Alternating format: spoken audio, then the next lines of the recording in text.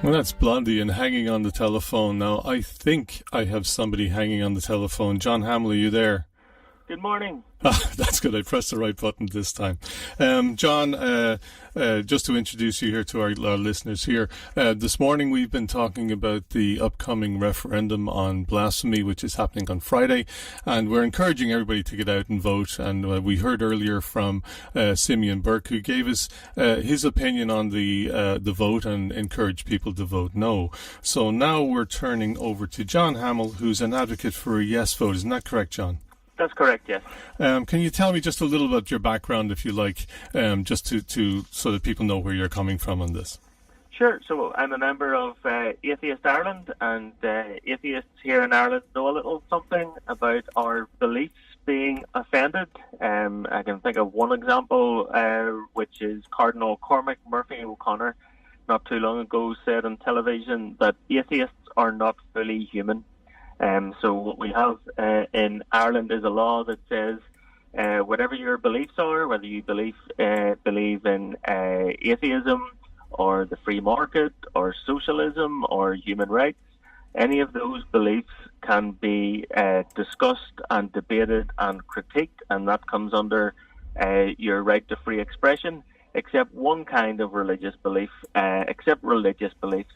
In Ireland, what we do is we put a ring fence around those and say nobody can criticise your religion or else they might be hauled in front of the High Court and fined €25,000. So Cardinal Murphy O'Connor can say whatever he likes about the things that I believe, and that's perfectly fine. But it's illegal in Ireland for me to talk openly about the things that the Cardinal believes. Now, some people would say that really hasn't happened. Have there been any prosecutions that you're aware of under the 2009 Defamation Act? Well, there have been no prosecutions, but that doesn't mean that censorship doesn't happen, and I have personal experience of this. So I have agreed to write articles for newspapers here in Ireland which have been censored. So if we look at prosecutions and we ask people to list all of the prosecutions for blasphemy, I think you're quite right. There have been no successful prosecutions from the 2009 Defamation Act that introduced the current blasphemy law. But if you ask people to list all of the articles that they may have read that they now have not been able to read because of our blasphemy laws, then of course you can't list those. Now, I can list some of them, because I wrote some of them. And what our blasphemy law has required is that those are censored and people are not allowed to read them. Now, I think our other advocate was saying that, basically he was sort of saying that, things haven't, that it hadn't really stopped people from expressing their opinions, and it didn't really stand in the way of the atheist version. You're telling me that's not true? It's certainly not true. As I say, I have personal experience of this. I can give you one brief example, which related to the Medjugorje operation. So one of the local newspapers in Ireland was printing the messages from the Virgin Mary as delivered to the visionaries of Medjugorje. And actually the Vatican has now expressed doubts about this operation.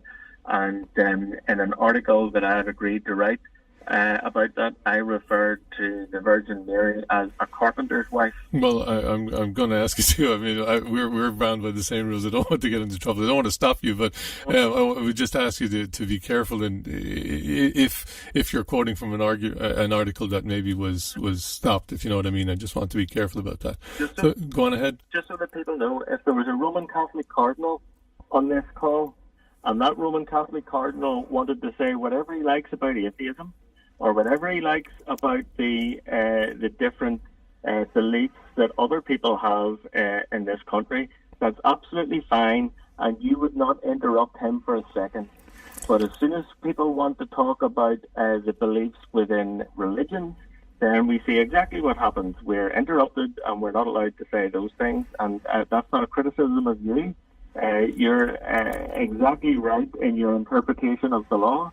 It's not up to radio stations in Ireland to change the law. It's up to radio stations to adhere to the law. But the law says that only religious ideas are above criticism. And I think an important idea to keep in mind on this topic is that no idea should be above criticism, but no people should be beneath respect. So, of course, we should protect people from being attacked, and we already do that in our Incitement to Hatred Act. But what the blasphemy law does is it protects ideas from being criticised, and that's what we're removing. So if we vote yes to remove the blasphemy law, we'll be allowing ideas to be criticised, but we'll still be keeping our Incitement to Hatred Act, which prevents people from being attacked, including religious minorities.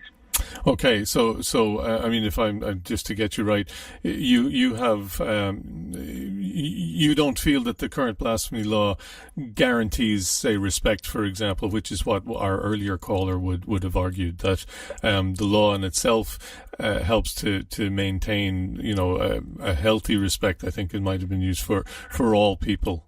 But you don't agree with that as such? No, I think that's a very useful distinction to separate respect for people from the protection of ideas from criticism. So when we think about the respect for people as religious minorities, that is captured in our statute book within the Incitement to Hatred Act. And if we remove the blasphemy law, the Incitement to Hatred Act will remain unaltered. So it will still be illegal in Ireland to attack religious minorities because of their religious beliefs. What the blasphemy law does is it protects no one. It protects no person. The only person it protects is the one in heaven. So we will be protecting ideas from criticism if we keep the blasphemy law. And what I would propose is that our support is for people to vote yes, so that no idea is above criticism, but no person is beneath respect. So blasphemy is the definition of a victimless crime. Mm-hmm. It's a very hard line to walk sometimes, isn't it? I mean, from both our sides, where you talk about criticising somebody's firmly held beliefs and that without, disrespecting them, if you know what I mean. It's a hard thing to do. Well, I think what that means is sometimes it's hard to listen to people who are criticising your beliefs, and that's certainly true. We all experience that. We all experience the idea of people disagreeing with us and criticising the particular beliefs that we hold dear. But in any open democracy, we can't be protected from offence. We can't say we want an open democracy with free speech and then in the next sentence say, but nobody's allowed to offend me. So when someone offends the things that I believe in, that's not nice, but I think I have to be adult enough and grown up enough to deal with that without going down to the local Garda station and trying to convict someone of a crime for saying something that I didn't like. And I don't think I'm any more mature than religious people in Ireland. Mm-hmm. Religious people in Ireland want to drag people who criticise their faith in front of the High Court and fine them €25,000. Religious people are just as capable of dealing with criticism of their beliefs as I'm capable of dealing with criticism as mine. And that's why I think we need to get rid of the blasphemy law. No, I just was thinking about just the contention that religious people are willing to drag people before the courts, but they haven't been all that successful under any of the legislation, really.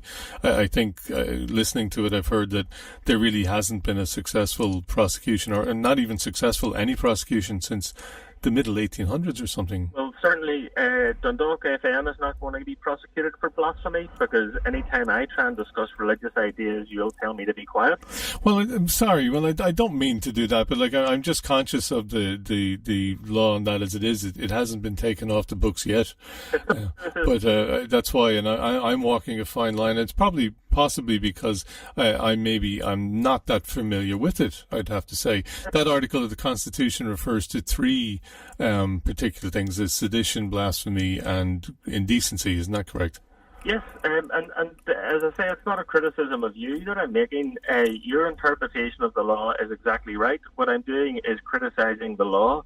So those who want to come and say that we should keep this law because no one has ever been prosecuted for it, well, firstly, that's a bad reason to keep a law. If a law is a dead letter, then all it's doing is bringing the law itself into disrepute.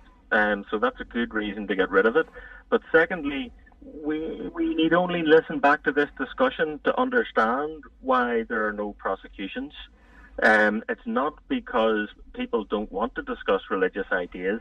It's because the media censors religious ideas, and the media is right to do that because it's illegal to blaspheme in Ireland. Mm-hmm. Mm-hmm. Still, I've heard quite a lot of discussions, I mean, on television and on radio that are religious centred and would have had, well, quite rightly, I suppose, they have to have that balance, and it's probably because of what you're saying. But as I say, I still think that it's a difficult line to walk, isn't it? The notion of being able to criticise somebody's belief without actually being insulting to them or disrespectful to them. Well, I don't think it's all that difficult, because firstly, when you say that you don't want to be disrespectful to people, well, that's obviously a very laudable goal, and I think it would be great if everyone was respectful to everyone else all of the time. But that's different from saying that this is a matter that the criminal justice system should be getting involved with. Mm-hmm. If I criticise some religious idea in a way that's mocking or ridiculing that idea, then you might disapprove of that. But it's one thing to disapprove of it, and it's another thing to say the criminal justice system needs to sort that out. So I think if we look at the kind of things that have been banned in Ireland as being blasphemous, mm-hmm. The Life of Brian, Monty Python's Life of Brian, has been banned in Ireland for being blasphemous. Mm-hmm. And what you can see then is that this is an entirely subjective issue. What you find offensive, I might not find offensive. I might find very funny. Mm-hmm. Both of us might find very funny. I'm sure we could find someone else in Dundalk who would find it deeply offensive. Mm-hmm. These are entirely subjective issues, and I don't think it's the job of the criminal justice system to take the subjective offence of the most sensitive and conservative people in Ireland and enforce that through the High Courts by imposing €25,000 fines on people. Mm-hmm. But that itself is the particular law or the act, or that's where that came into it. I mean, the Constitution, should it not be a place to enshrine ideals? Yes, it should be a place to enshrine ideals, but a blasphemy law is not a very good ideal. So look what happened immediately after we introduced our blasphemy law here in Ireland in the 2009 Defamation Act. Not long after that, there was a Christian lady in Pakistan called Asia Bibi who was sentenced to death for blasphemy. Now, at the United Nations, a lot of Western countries, including Ireland, are trying to change the blasphemy laws in more repressive countries like that. And what did Pakistan do in response in the United Nations? They proposed that the verbatim language from our 2009 Defamation Act on blasphemy be introduced into the United Nations international law. A previous caller mentioned this incident as well and said that it was actually a misuse of that particular law. I'm taking, you don't agree with that? Well, no. How can we campaign, or how can we argue to Pakistan that they should change their blasphemy law when Pakistan's position is that the United Nations should adopt Ireland's blasphemy law? Mm-hmm. Now, the only moral difference between our blasphemy law and the one in Pakistan is that the penalty for breaking the law in Pakistan is death, and the penalty in Ireland is... All right, I'd have to say. The moral difference between us and Pakistan on this issue should be more than just the severity of the punishment. What we should be saying is not that, hey, Pakistan, that's a great law there. Can you just change the punishment from death to a fine? What we should be saying is that we're in favour of free speech. If people want to express a view that others find offensive, then that is something that adults need to be able to deal with in an open democratic society without getting the Gardaí involved. Isn't that what we tell our children? Sticks and stones will hurt your bones, but names will never hurt you. But in Ireland, we say if someone says something you don't like and it hurts your feelings, you go down to the Garda station and talk to the Garda about it. And that's why we need to take blasphemy out of the criminal law. Okay, well, John, anyway, we'll give you now. It's time to start winding up, I suppose. So we'll give you a chance just to advocate for your yes vote again, please. I think the issue of blasphemy laws have been looked at by a large number of Irish and international groups. So our own Constitutional Review Group recommended that it had to go. The United Nations, the Council of Europe, the European Union, the Venice Commission, everyone who has looked at this has said that blasphemy laws have to go. And they're going all over the world. New Zealand, I think, was the latest to remove its blasphemy law. And Ireland at the minute stands out because we're the only Western democracy that has introduced a new blasphemy law this century. All over the world, blasphemy laws are things that are archaic and are things that have been put in place centuries ago, and people are now getting round to removing them. And Ireland stands out as the only Western democracy that has introduced a new blasphemy law in this century. And I think it really is an anachronism, and it's time for it to go. So we should vote yes on the 26th. Okay, well, John Hamill from Atheist Ireland, thank you very much for talking to us today on the show. And I'm sure you'll agree with me that whatever your opinion is, we need to get out and vote on Friday anyway. Quite right. All right, John, thank you very much. Thanks. Bye. 97.7 Dundalk FM.